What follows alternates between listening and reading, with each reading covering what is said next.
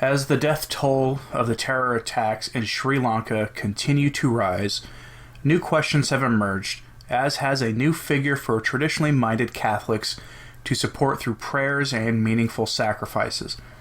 That figure is the Cardinal Archbishop of Sri Lanka, Malcolm Rajith, who offered words that sound like they're from a bygone era of the Church, sounding more like a Crusader-era bishop than a leading prelate of the present effeminate Church. The Cardinal called on the government of Sri Lanka to hunt down the attackers behind the lethal bombings that killed now over 350 people on Sunday, and to, quote, punish them mercilessly. Quoting the Cardinal directly, I would also like to ask the government to hold a very impartial, strong inquiry and find out who is responsible behind this act, and also to punish them mercilessly, because only animals can behave like that, he told various media outlets this week when talking about the bombings.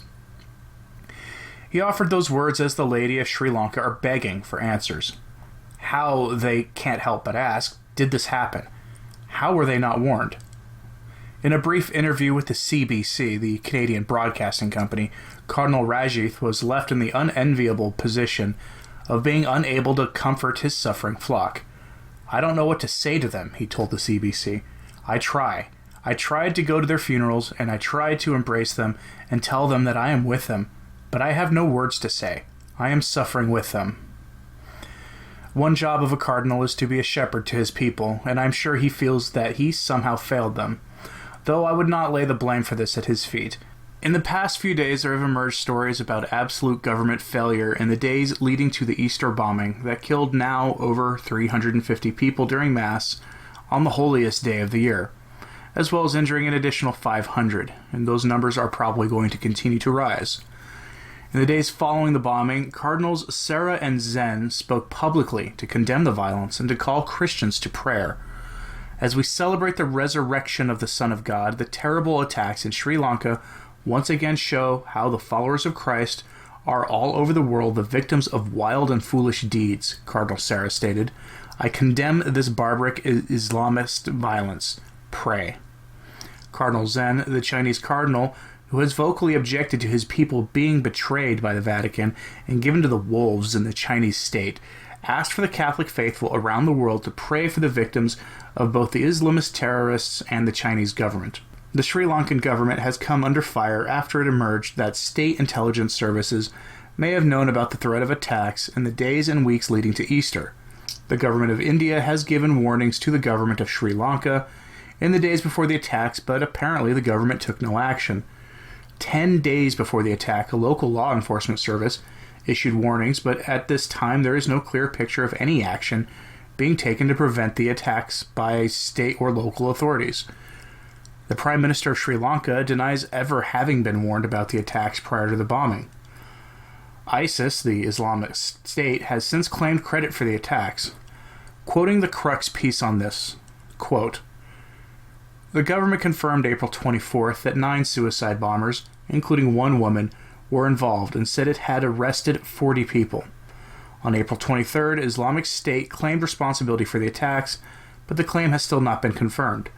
One video showed the bombers pledging allegiance to the jihadist group.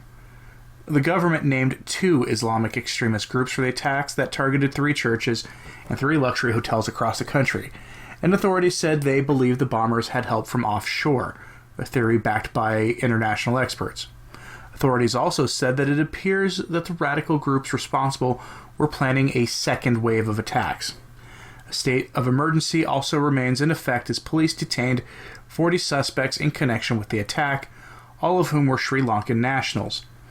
The Prime Minister stated that there are still people on the run with explosives, end quote. ISIS publicly has stated that the bombings had targeted Christians and citizens of countries belonging to the coalition fighting the Islamic State, otherwise known as ISIS. On the other hand, the Sri Lankan government said it had information indicating that the attack was in retaliation for the attack on the New Zealand mosques, though that has since been denied by most security experts around the world. And that it might not have just been 1, but 2 Islamist groups involved in the Easter bombings. The information about this, as is in so many things today, remains murky. Some countries in the West have started to rally to support Sri Lanka. Most noteworthy is the government of Hungary, which is now, frankly, one of the most Christian governments in the Western world. Hungary has offered an initial pledge of $31,000 to support the victims of the bombing, with more money possibly in the works. We're considering a larger donation to the Christian churches targeted by these horrific acts of terror, said Tristan Ozbej on Twitter, who is the Deputy Secretary of State for the Assistance to Persecuted Christians. In addition, various national bishops' conferences from the United States, Europe, and elsewhere have pledged to offer this coming Sunday, Low/Divine Mercy Sunday, as a day of prayer for the support of the victims of jihadist terror in Sri Lanka. In times like this, we must remember to offer our prayers for support of our persecuted brethren around the world, no matter how far away they are. Many of us have failed to support the persecuted Christians in mainland China. The events in Sri Lanka offer us the opportunity to rectify the situation and to offer prayers for both the Chinese and for the people in Sri Lanka who have been targeted by terrorists. Analysts have stated that Sri Lanka doesn't have a history of jihadist violence, and that the recent bombings are the worst acts of violence in the country since the end of the civil war in that country in 2009. Let's not let our internal divisions as Catholics get in the way of praying for them either.